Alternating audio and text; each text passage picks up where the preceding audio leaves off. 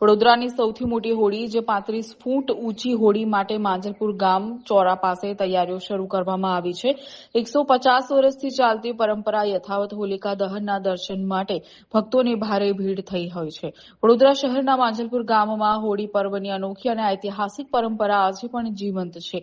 છેલ્લા અંદાજે 150 વર્ષથી ગામમાં સામૂહિક રીતે હોળી ઉજવવાની પ્રથા ચાલુ છે, જેમાં માંજલપુર સહિત આસપાસના વિસ્તારોના લોકો મોટી સંખ્યામાં જોડાય છે અને સાથે મળીને હોલિકા દહન કરે છે।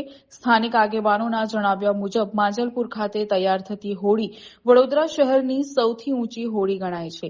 દર વર્ષે અહીં 35 થી 40 ફૂટ ઊંચી હોળી તૈયાર કરવામાં આવે છે। ઐતિહાસિક રીતે જોવામાં આવે તો માંજલપુર ગામની સ્થાપના અંદાજે 400 વર્ષ પહેલા થઈ હતી અને ત્યારથી જ અહીં હોળી પર્વની ઉજવણી થતી હોય છે। પહેલાના સમયમાં ગામ લોકો સ્વયં લાકડા ભેગા કરીને હોળી તૈયાર કરતા। સમય બદલાયો હોવા છતાં આ પરંપરા આજે પણ યથાવત રાખવામાં આવી છે।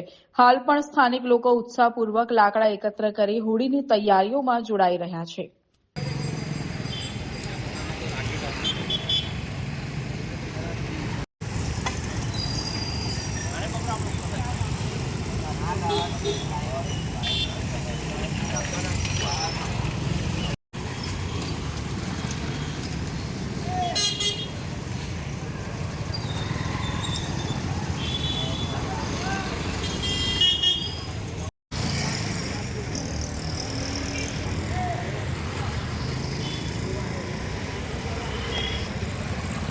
જી બિલકુલ, માંજલપુરની હોળી એટલે મારું માનવું છે કે બરોડા નહીં, ગુજરાતથી બી મોટામાં મોટી હોળી જો કોઈ થતી હોય તો એ માંજલપુર ગામમાં છે। એની પાછળનું કારણ છે કે અહીંના દરેક સમાજ અને દરેક યુવાનો અહીંયા 15 થી 20 દિવસ પહેલાં મહેનત કરે છે અને ઘરે ઘરે લાકડા ઉઘરાવે છે અને અહીંના જે લોકલ લોકો હોય છે એ લોકો બી એમના ઘરેથી લાકડા, પછી કાટમાળ કે જે બી સંગ્રહેલી વસ્તુ હોય જે સળગાવી શકાય એ બધી અહીંયા આગળ ભેગી કરે છે। અને ખાસ કરીને કહીશ કે આ હોળીની મહિમા એટલે કે અસત્ય પર સત્યની જીત।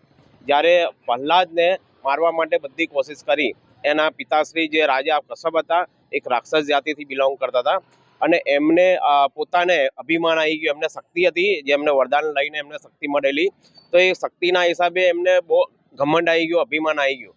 અને ત્યારે એમના જ પુત્ર જે હરિની ભક્તિ કરતા હતા, તો કે હરિની ભક્તિ નહીં, ભક્તિ મારી કરો, એક રાજા કશ્યપનું કહેવું હતું। પણ માનો કે ભક્તિ એ ભક્તિ કહેવાય છે। એમને બહુ પ્રયત્ન કર્યો, પછી છેલ્લા જે સમજો હોળિકા જે છે એને વરદાન હતું કે મને કોઈ સળગાઈ નહીં શકે, પણ છતાંય હોળિકાને બી આ રીતે ચિતામાં બેસાડ્યા અને પછી ત્યાર પછી એમને સળગાયા, પણ હોળિકા જાતે સળગી ગયા, ભક્ત પ્રહલાદને કંઈ ના થયું। એની જો એ વાર્તા પરથી આપણને જાણવા મળે છે, એ કહાની પરથી આપણને જાણવા મળે છે કે હંમેશા અસત્યની સામે સત્યની જીત થાય અને તમે ગમે તેટલો પાવરફુલ હોય કે તમે કેટલા શક્તિશાળી હોય, પણ તમે જો અન્યાય કરો અને અહમ કરો તો અહમની સામે ભક્તિ હંમેશા જીતે છે અને સત્યની જીત થાય છે। આ મેક્સિમમ અમારા જે માંજલપુરના વડીલો કરે એટલે 150 વર્ષથી પણ વધારે આ અહીંયા હોળી દહન થાય છે। અહીંયા આશરે 35 થી વધારે 10 માળની આસપાસનું એની જે જ્વાલા છે એ ઉપર જતી હોય છે।